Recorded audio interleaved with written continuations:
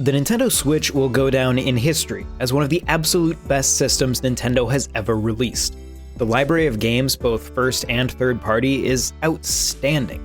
This thing spent like 8 years punching well above its weight and has seen the return of some dormant franchises like Mario and Luigi, Metroid and Metroid Prime, heck, even F-Zero kinda got a new game. But for all of those, there are plenty of Nintendo series that grow ever more obscured by the mists of time. So today, I want to take a look at 10 franchises that I'd love to see make a triumphant return on Switch 2. I've split these games into 3 categories. At the top, we have games that missed Switch, but feel like they're still in potentially active franchise territory. Maybe they had a release on Wii U or a recent remaster on Switch, but no new game. Below those are games that I'm not ready to call totally dead, but it has been a while. These games haven't made a peep on Switch, even just as a remaster, and we didn't see them on Wii U either. And last, we'll have what I'll call really super dead games. These games seem to be pretty unlikely to come back at this point, but they're cool, and I would like to see them again. So first up, games that missed the Switch in terms of brand new games. First up, F-Zero. Now I know what you're thinking, I literally just said this had sort of a new game on Switch, and that's why I'm starting with it. It's sort of the game that qualifies for this the least. Cause yeah, it had a new game on Switch called F-Zero 99. It's a fantastic Battle Royale style remix of tracks from F-Zero on Super Nintendo, and even some from the Satellaview follow-up. That being said, this tends to feel more like a really cool remix of classic content, rather than a truly new game. We recently passed the 20th anniversary of F-Zero GX on GameCube. It was the last entirely new home console F-Zero release. We even released a brand new vintage review video featuring our original review's author, Daniel Bloodworth. Replaying F-Zero GX to gather footage for that review really hammered home to me just how ambitious that game was and how much promise it left sitting there for the future. There was so much content in that game, and it just feels incredible to play. Given the positive reaction to F-Zero 99, it kind of feels like the world is ready. Up next, Donkey Kong. Donkey Kong managed to have a lot of games released on Switch, and yet not a single one of them was actually new. Donkey Kong Tropical Freeze from Wii U received a port early in the system's life, and Donkey Kong Country Returns just got the HD remaster treatment now at the end. Even Mario vs. Donkey Kong got a pretty nice remake. But once again, none of these are new games. We've heard rumors and seen reports on a Donkey Kong 3D platformer or perhaps a follow-up to Tropical Freeze, but so far nothing has actually materialized. It feels like there is the desire for something new for old DK, something to put him on the same level as Super Mario Odyssey or the more recent Zelda titles. Nintendo certainly wants us to know his name. They spent the end of 2024 dumping a bunch of Donkey Kong titles onto the Nintendo Switch Online service. Heck, it looks like they've even given him a fresh redesign to match his cinematic appearance in the new Mario Kart game for Switch 2. It feels like this may be a prelude to something bigger just around the corner. Next, Star Fox. Well, obviously I wasn't going to make it through the video without calling this one out. It's universally agreed by everyone who has reasonable taste that Star Fox is in fact the best game of all time, and I'd like more of them, please. The closest we got to a new Star Fox game on Switch was Ubisoft's Starlink Battle for Atlas, which had a Star Fox-themed primary questline and some DLC. I've spoken confidentially with multiple developers throughout the Switch's life who have actively tried to get a Star Fox game off the ground for Nintendo, but so far, doesn't seem like anything is stuck. This could mean that Nintendo is already working on something of their own, or simply that none of those pitches have been just right. We've even seen rumors that Star Fox could be in the works for an appearance in Nintendo's growing cinematic endeavors. Regardless, I want to fly around in a spaceship, use the boost and brakes, try somersaults and do barrel rolls. And please Nintendo, no more origin story remakes. Believe me, I am the biggest fan Star Fox Zero has, and even I'm getting tired of just doing the same plot over and over again. Remember when this series had an ongoing story? That was cool. Do that again. Next, and this is a weird one, Captain Toad. Does this count as a franchise? Captain Toad has technically only had one game, but it's been released on 3 different platforms. I love Captain Toad Treasure Tracker. It is one of the most unique concepts Nintendo has had for a fresh take on the Mario universe in a long time. It so perfectly embodies the weird experimental era of the Wii U. and I want to see that idea explored further. Maybe a sequel where you play as multiple members of the Toad Brigade, maybe each one has unique abilities. Captain Toad can't jump, but maybe one of the other Toads can only move by jumping. They had a spaceship in Mario Galaxy. Give me Captain Toad in space. How does not jumping work in Zero Gravity? The Switch and 3DS port of Treasure Tracker included a level from Mario Odyssey, so how about a Captain Toad game where he's traveling through past Mario adventures, giving us fresh takes on classic stages? Give me Captain Toad in Bob-omb Battlefield or in Delfino Plaza. It feels like Nintendo has just sort of scratched the surface, and this could be expanded into something much grander. Alright, so those were the series that feel like they're still sort of active. But next up, I've got two series that I wouldn't say are dead, but it has been a little while, especially since we've seen them on home consoles. First up, Chibi-Robo. In fairness, Chibi-Robo has always sort of been a niche Nintendo franchise that has never pushed its way into the mainstream zeitgeist. Maybe it's just my enjoyment of any game where I get to play as a tiny character in a really big world, but Chibi-Robo just has an immediate charm to it. But maybe that's just it. I just described Chibi-Robo more with its vibe than any sort of actual gameplay. Nintendo has never really been able to land on a super consistent gameplay loop for Chibi-Robo, instead dropping the little fella into a bunch of different genres over the years.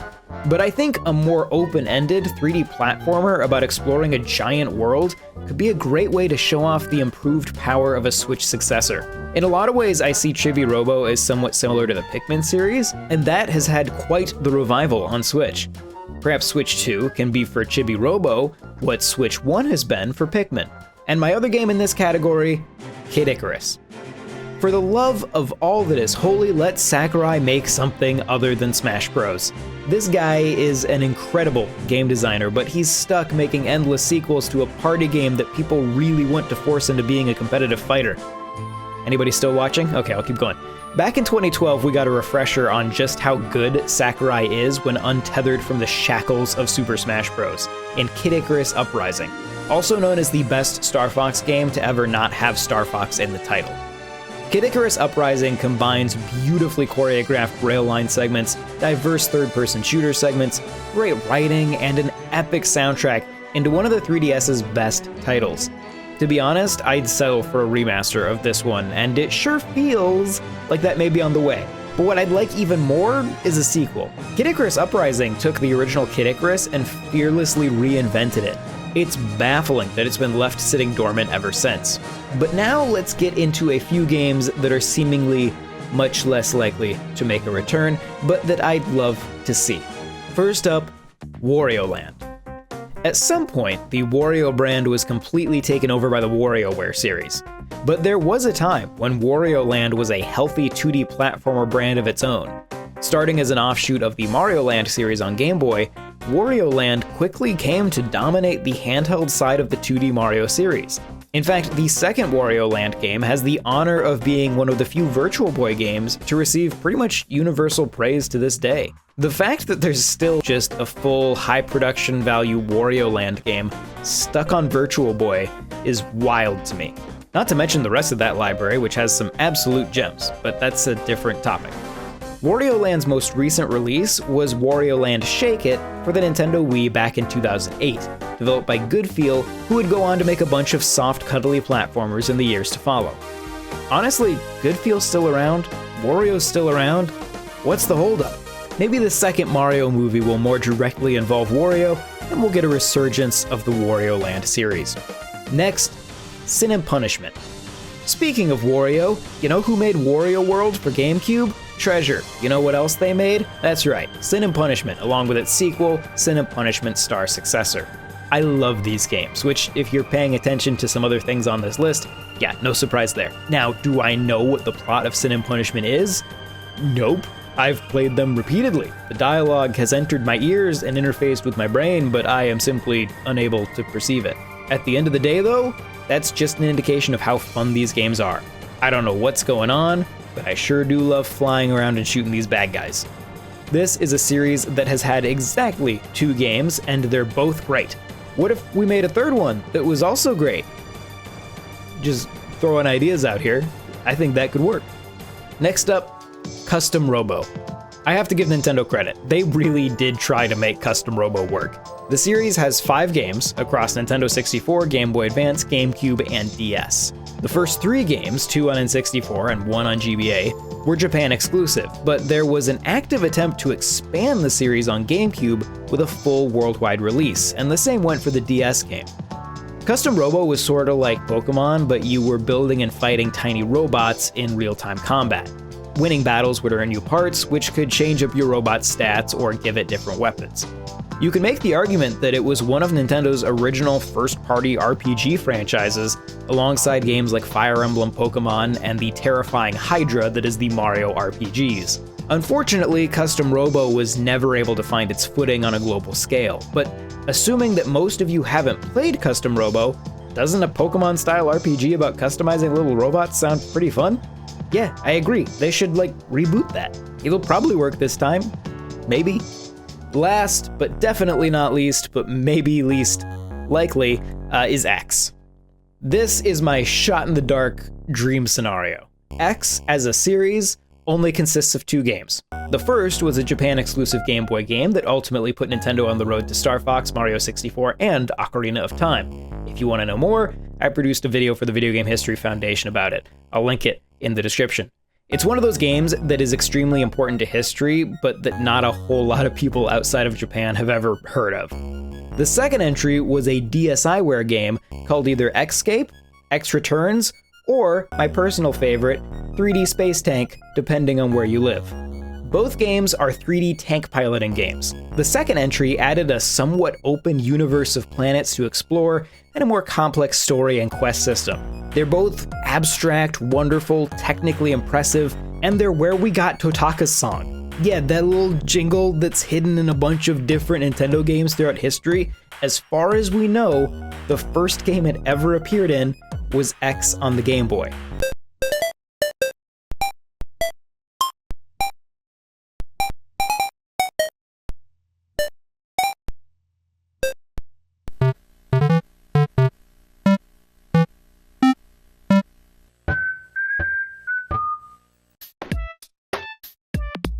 The fact that these games are relegated to a Japanese exclusive Game Boy cartridge that has never been officially re-released in any region, and a digital-only title on a digital storefront that no longer exists, is a travesty to the history of this series. So I want a collection of the first 2 games, and maybe a third one. You can call it X3, Lunar Chase Turbo, or Revenge of the 3D Space Tank. I don't care, I just want another one. So those are my picks, but I'm guessing you can also think of some lost favorites that you'd like to see make a triumphant return. Drop them in the comments, or just give me a shout on your social media platform of choice using the handle on screen. If you'd like to chat with us about this, or anything else Nintendo related, you can join our Discord, there's a link in the description, and check out NintendoWorldReport.com for a whole lot more. But that's all I've got for today. My name's John Raridan, thank you very much for watching, and I will see you next time. This video was made possible by our generous supporters on Patreon. Did you know that Nintendo World Report is funded directly by fans like you? When you support Nintendo World Report on Patreon, you get immediate access to multiple exclusive podcasts every month, exclusive Discord channels, an early look at select content, and more, all for as little as $1 a month. Check out patreon.com/NWR for all the details.